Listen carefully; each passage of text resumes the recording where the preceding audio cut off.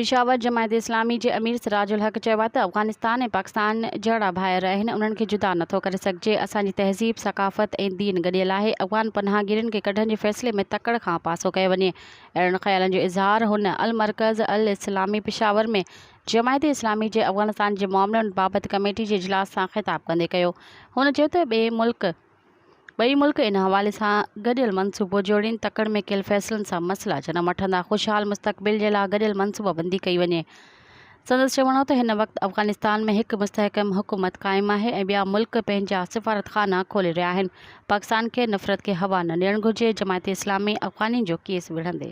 मज़ीद ख़बरनि ऐं तफ़सीलात लाइ विज़िट कयो असांजी वेबसाइट www.awamiNewsHD.com ऐं ॾिसंदा रहो अवामी न्यूज़ HD।